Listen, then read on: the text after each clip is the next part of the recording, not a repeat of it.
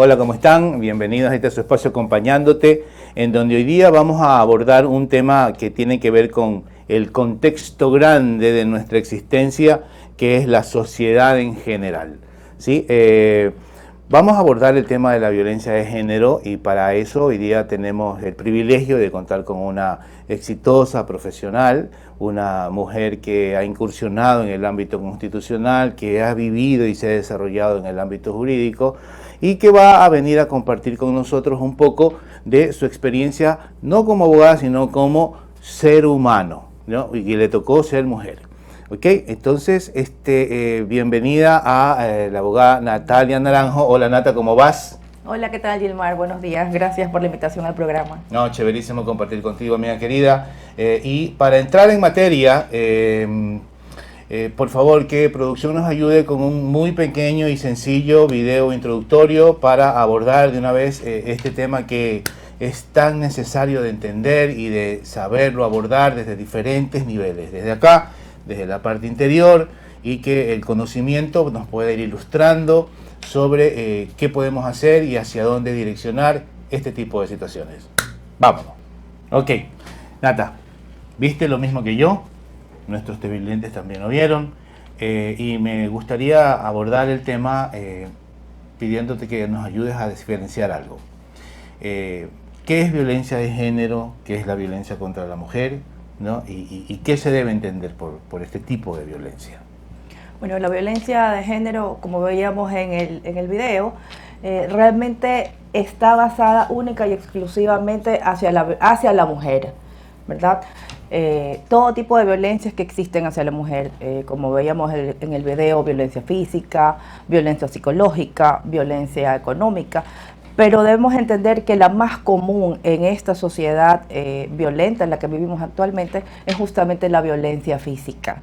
Entonces, según las estadísticas, más del 50% de mujeres son violentadas a diario y muchas de esas terminan en un femicidio, fue por eso que se creó, yéndonos un poco al tema jurídico, que se ha creado la ley, se modificó el Código Orgánico Integral Penal, en el cual se establece como delito el femicidio.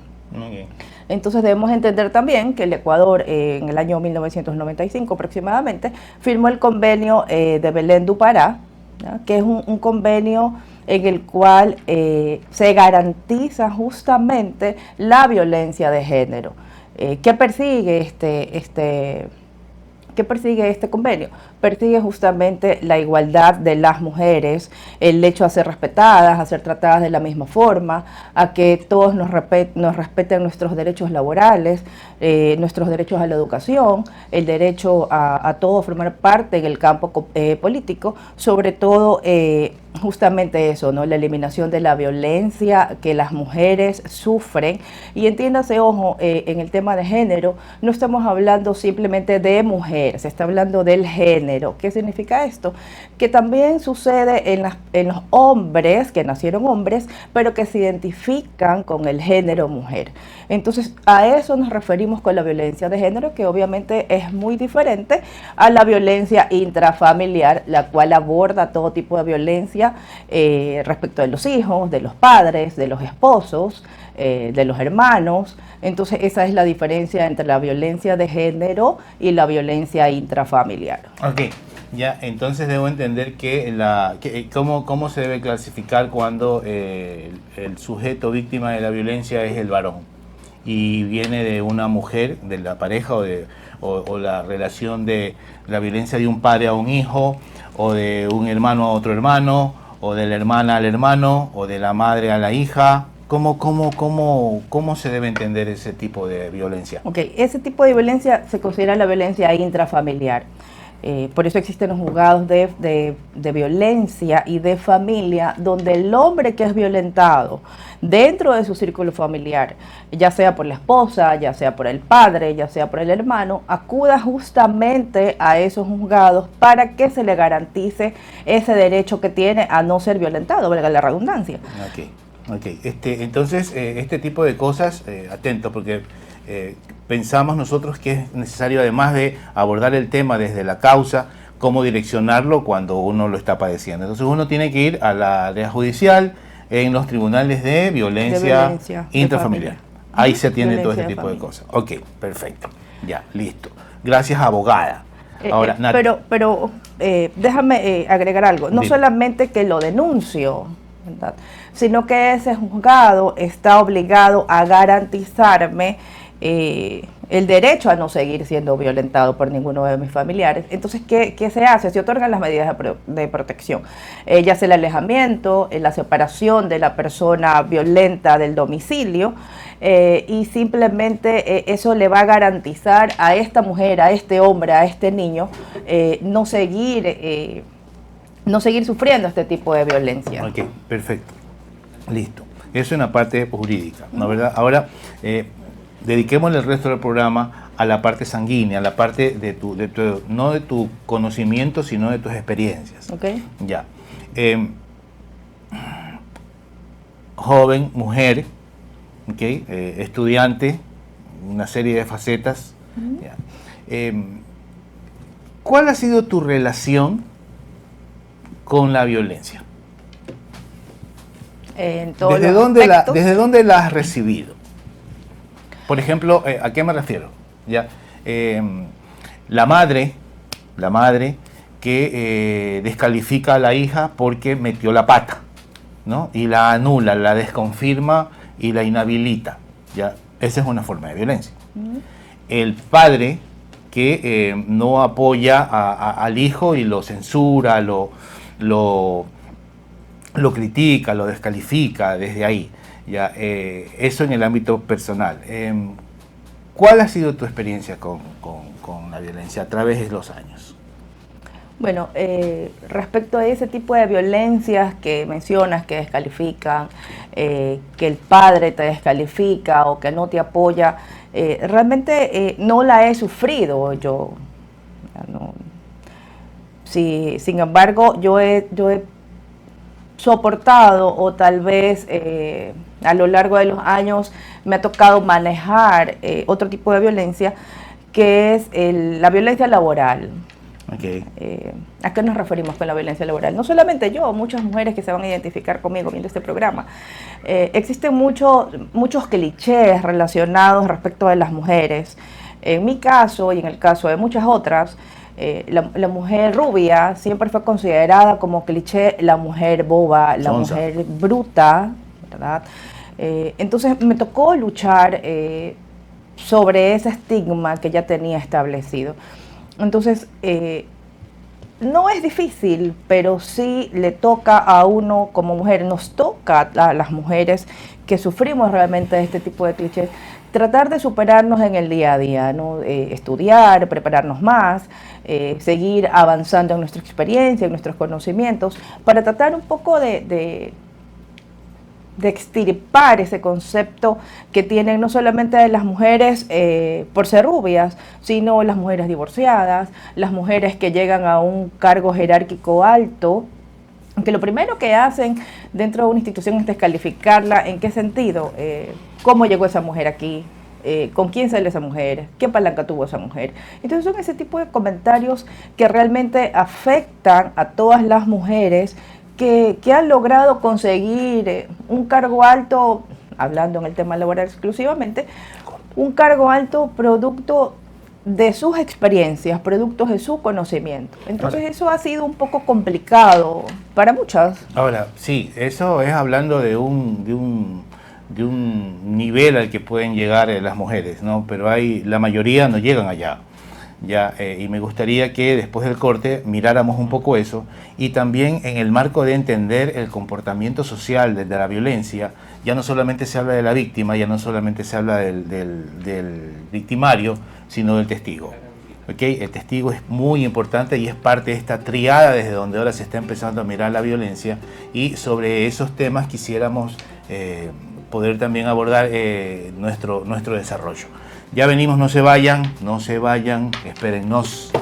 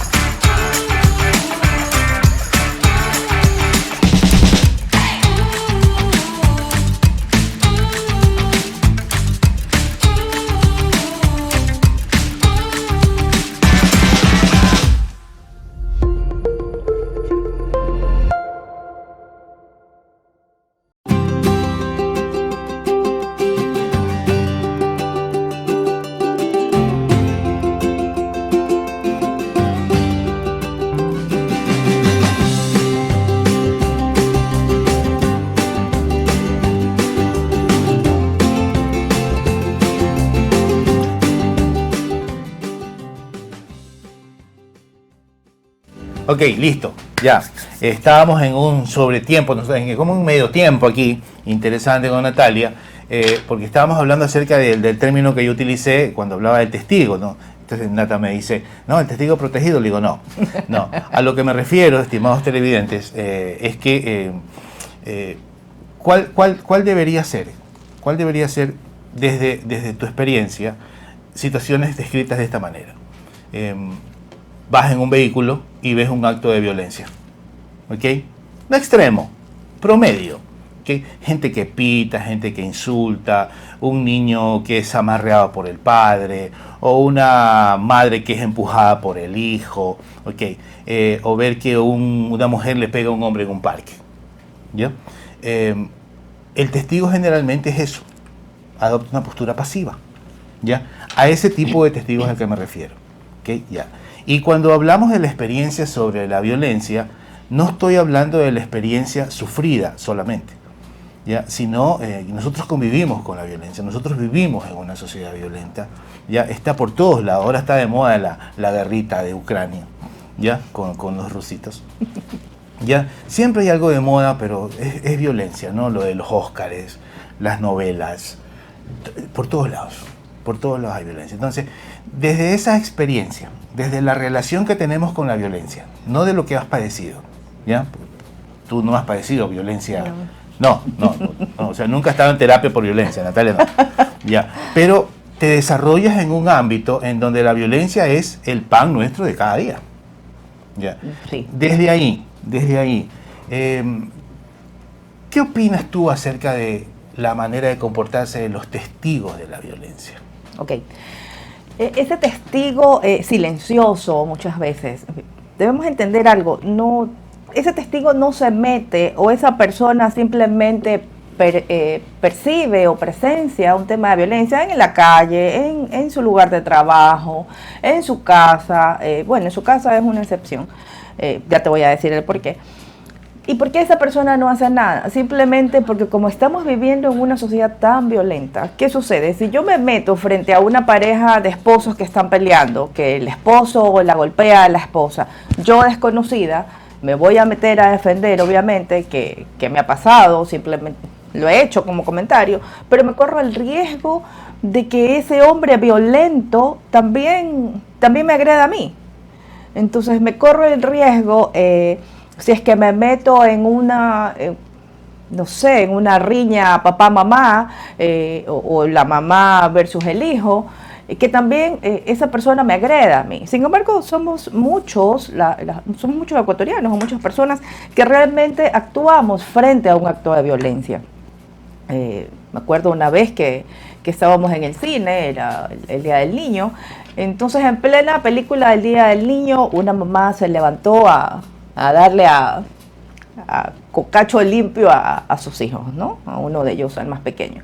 Entonces, lo único que hicimos fue virarnos y decirnos viva el Día del Niño, o sea, sarcásticamente, y la gente empezó a aplaudir. ¿Por qué?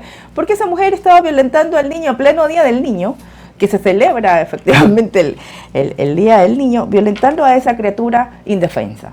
Entonces, frente a todos esos actos que las personas podemos presenciar a diario en el Twitter, en el Facebook, en la calle, con mis compañeros de trabajo, que es lo más común con los compañeros de trabajo, que lo que callamos las mujeres o lo que callamos los hombres, no se transmite, simplemente las personas se quedan calladas frente a ese tipo de violencia que están normalizados y frente a los testigos que perciben ese tipo de actos y que simplemente prefieren callar. Okay. Entonces, ¿qué es lo que sucede? ¿A dónde veo yo esa falta de empatía, tal vez? Precisamente a la falta de valores que tenemos como sociedad. Y la principal que debería de fomentarse y debería de transmitirse y aplicarse en cada uno de los hogares es el respeto, porque del respeto parte absolutamente todo lo que deberíamos nosotros de saber y de entender para no ser violentados en ninguna de las formas que existen. Desde tu experiencia como especialista, ¿ya? Tú tienes una maestría en constitucional, ¿no? Uh-huh. Ok, perfecto. y creo que vas a entrar a otra de violencia. Estoy cursando una violencia de género en la Universidad de Valencia. Ok, ya, chévere. Un saludo para Valencia. Uno de los elementos de los que carece la ciudadanía es de conocimiento para el abordaje de este tipo de situaciones. O sea, no se trata de entrar, si ves a una pareja pelear, no se trata de que entres como paladín de la justicia. Hay formatos, hay maneras, hay abordajes que nosotros desde los programas que estamos generando de salud mental para la ciudadanía, hemos hecho actividades con los jóvenes, ¿no?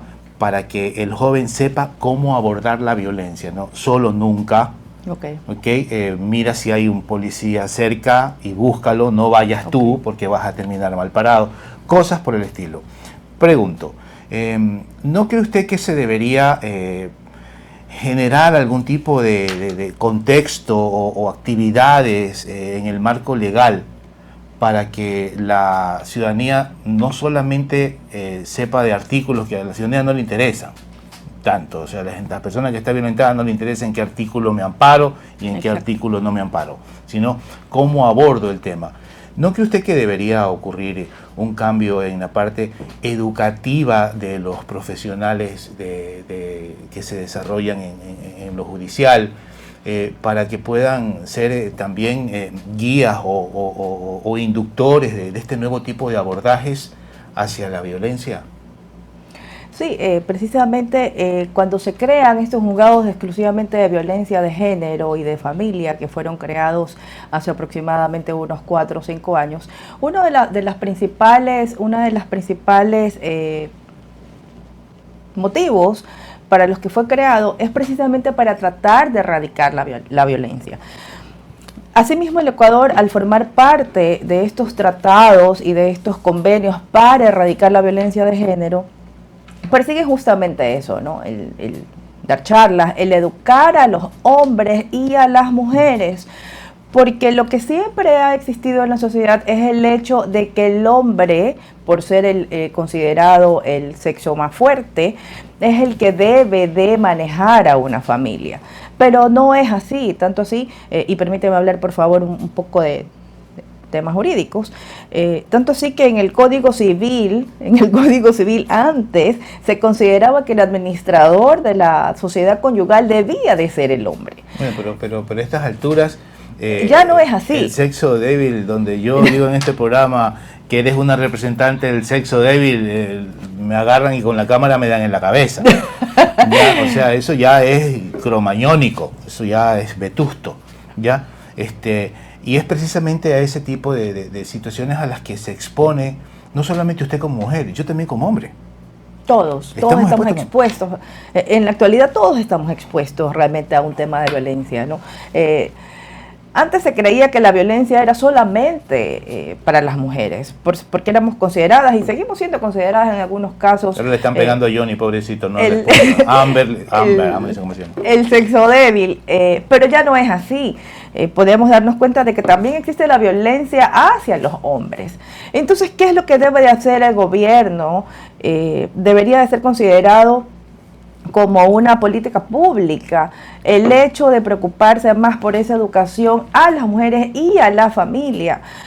Sobre todo también esa educación hacia los hombres. ¿Por qué también hacia los hombres? Porque generalmente la violencia las mujeres reciben violencia por los hombres, ya sea esposo, conviviente, cónyuge, etcétera. Asimismo como los hijos reciben ese tipo de violencias del padre. ¿Por qué? Porque ese hombre, al ser violento y estar en el entorno familiar, no solamente va a violentar a la esposa, violenta a toda la familia. Entonces, ¿a dónde viene ese tipo de educación? Viene justamente a transmitirle al hombre, a la mujer y a la familia en general de que no se debe permitir bajo ningún concepto este tipo de conductas. Entonces, me dirás tú, sí, pero ¿a dónde va esa mujer? Entonces, ¿o a dónde va ese hombre que se siente violentado? Deberían de acudir, hay muchos programas de ayuda privados, hay muchas ONGs, fundaciones, que realmente permiten a esta persona dar esa sostenibilidad psicológica o tal vez terapéutica para poder frenar ese tipo de violencia que existe justamente dentro de la familia o del marco más cercano. Tata, ¿y tú siendo como cualquiera de nosotros un ser humano que convive con la violencia en una sociedad violenta, en una sociedad intrusiva, que te dice generalmente quién eres, ¿no? Desde que naces. ¿Qué etiqueta? En instancia te ponen de todo, ¿no? Te ponen la religión, te ponen el nombre, te ponen el apellido, te ponen todo. Ya, ok. En ese proceso de ir encontrando quién es uno, ¿de qué manera, en tu experiencia, en lo personal, tú previenes la violencia? Me arreí un poco. Te jodí un poco. Sí, efectivamente. Pero dale, esto es para jodernos. Sí, es una frase que yo jocosamente la repito siempre.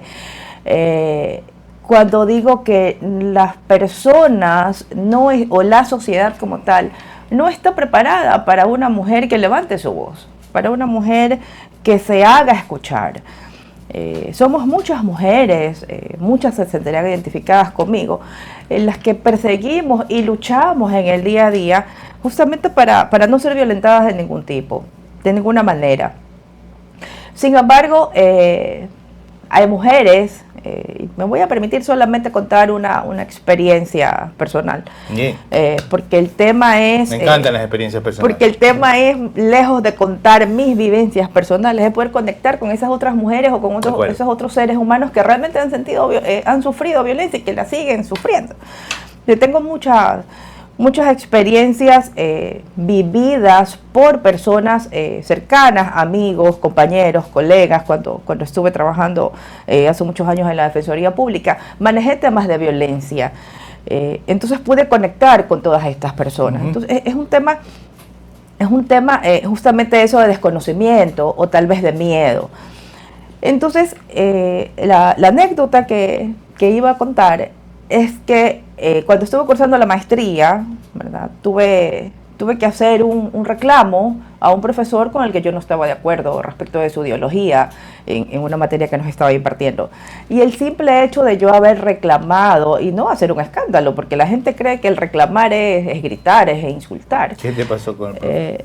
¿Qué te dijo? Simplemente en el grupo de WhatsApp de la maestría, yo era la que hizo problema, yo era la que iba a conseguir de que ese profesor se porte con todos nosotros, como se dice vulgarmente, machetero, por haber yo osado en reclamarle o haberle dicho que yo no estaba de acuerdo con con la ideología que él estaba compartiendo. No estábamos hablando de un tema político, estábamos hablando de una materia. Entonces eso me da a mí, y me pasó, y me ha pasado, y nos pasa a muchas, en temas laborales, ¿no? Respecto del campo laboral, en que uno dice, no, esto no es así, o yo no lo voy a hacer, o no estoy de acuerdo con... más aún cuando se trata de que el jefe o el jerárquico superior es un hombre. Entonces viene justamente eso, ¿no? El descalificar a esa mujer, el simplemente decir esa mujer es problemática, esa mujer le gusta, me está metida en problemas, esa mujer no hace caso, esa mujer no sigue reglas. Eso es generalmente el estándar, el promedio de respuestas que uno recibe, de manera puntual, pero ya me tenemos que cerrar. ¿Cómo previenes eso? Levantando la voz, todas nosotros las mujeres debemos de levantar la voz. Si no estoy de acuerdo con lo que me dice el compañero de trabajo, mi esposo, mi hermano, mi amigo, el simple hecho, hay algo tan sencillo como el hecho de que generalmente en los grupos de amigos o en el trabajo, el hombre está acostumbrado a tocar a la mujer. La agarro, te converso y te voy agarrando. Entonces eso para mí, ese simple hecho tan sencillo se convierte en un tema de violencia. Hay que saber cuándo levantar la voz o levantar la voz porque deseo y necesito levantarla y sé que es lo correcto. No hay un contexto porque a veces levantas la voz y el abusador viene y ¡pum! Te tragó los dientes y te va peor. No es tanto así. Okay. No es así, hay un concepto equivocado.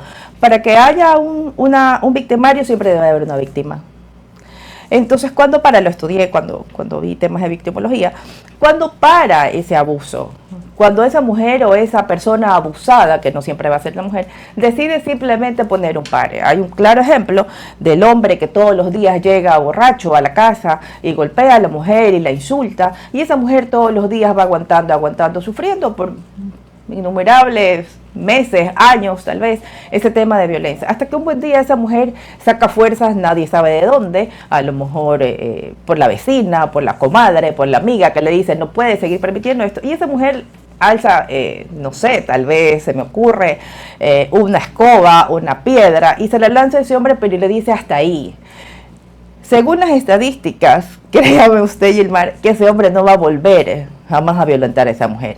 Porque para que el victimario funcione, debe de existir la víctima. Si la víctima se revela, el victimario ya no puede ejercer su función. No sé si será un tema psicológico. Lo mejor, lo que más le funciona a ese tipo de necesidades que a veces la persona víctima de violencia muestra, ¿no? como volverse un antagónico y todo lo demás, siempre funciona mejor cuando hay una red de apoyo alrededor. Y desde ahí creo que como sociedad tenemos un compromiso, tenemos una necesidad no satisfecha, ¿ya? Que nace, entre otras cosas, de lo que aquí hemos dicho más de una vez, es el peor de los males de la humanidad, que es el egoísmo, el individualismo. Entonces, mientras no me toque a mí, mientras no me toque el corazón, no me toque los intereses, no me toque el bolsillo, me solidarizo en redes, ¿no? Pero cuando te toca, creo que ya sentimos en carne propia esa necesidad no satisfecha que nosotros como seres humanos tenemos de poder tener un comportamiento más integrado, ¿no? Yo no soy un especialista en violencia, ¿no? Yo no voy a obtener la calificación de especialista en ese sentido, pero desde donde sí estoy calificado, yo me permito concluir que uno de los problemas de la violencia es que se la sectoriza. Claro, hay que categorizarla para entenderla, para comprenderla, para estudiarla, para abordarla, pero el concepto como tal no debería ser fragmentado. No hay violencia contra la mujer, no hay violencia contra el hombre, hay violencia. Nosotros vivimos en un lugar violento y convivir con la violencia es un desafío, ¿no? Yo por eso le decía a Nata, cuando le pregunté cómo la previene, se veía que es una pregunta jodida. Si me la hacen a mí, es una respuesta que yo tengo que ir construyendo conforme me voy sintonizando con mi emocionalidad, con mi experiencia, ¿no? Pero fuera de todo eso, y agradecido, Nata, contigo, ¿ya? Yo sé que dices que los hombres cogemos a la mujer. Gracias, Nata. ¿Ya? Hay que seguir abriendo el tema, te invito para seguirlo abriendo en otro momento, ¿ya? Es un tema que en 2 programas no se alcanza, en 10 programas no se alcanza. Es extenso. Es un tema de estudio universitario, es una especialización esto de aquí, ¿no? Hay muchos movimientos, yo conozco muchísima gente que está muy comprometida con la prevención, con el acogimiento, con el direccionamiento, con la reinserción, porque es un proceso, ¿no? ¿A dónde va a terminar esta mujer violentada? ¿Y cómo se va a sostener? Hay mujeres que no trabajan. Entonces, para una mujer como tú, de pronto sí, coge el escoba y le revientas la cabeza. y sigues trabajando porque no necesitas, tú eres una mujer independiente. No es el boxeo, bueno. Pero no eres tú la mayoría.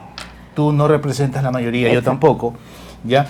Y a partir de ahí, siendo un tema social, es un tema que nos incluye a todos, ¿no? Nosotros buscamos, y es mi intención personal, ir generando espacios para que se note, entre otras cosas, la mayor participación del hombre, no como el abusador, no como el violentador, no como el golpeador, sino como un equilibrio también que apunte a tener más presencia en la búsqueda de la solución. ¿Sí? Que no se trate de que ahora los hombres apoyan a las mujeres más o las mujeres apoyan a los hombres. No, es un tema de nosotros. Creo que parte del problema es matizarlo de género, ¿no? Claro, hay que entenderlo, pero por supuesto que sí, no soy un irracional, pero por ahí empieza el problema, desde mi mirada, desde mi experiencia, ¿no? Y es una experiencia compartida por muchísima gente.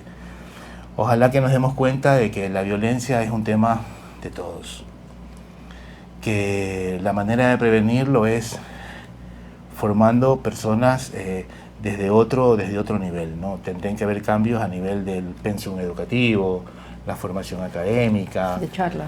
Claro, ¿no? El perfil de los profesionales, ¿no? La violencia está en todos lados, no solamente en Ucrania. Y nuevamente reitero mi gratitud, gracias por tu tiempo. Gracias, sé por que invitarme. has tenido que manejar tu agenda, chéverísimo. Ya te amenazo, ¿no? La próxima vez tienes que venir. Tenemos que hacer otro programa. Encantada, Ya, encantada. chéverísimo, y con otros matices. Y a ustedes, gracias por el acompañamiento, gracias por estar con nosotros. Vamos a venir nuevamente a compartir con ustedes, y como estamos seguros de que la vida nos va a levantar el pulgar, vamos, así, así, eso. Ya, la vida nos levanta el pulgar, el otro lunes estamos aquí con ustedes. Pórtense como deseen y asuman las consecuencias. Chaolín.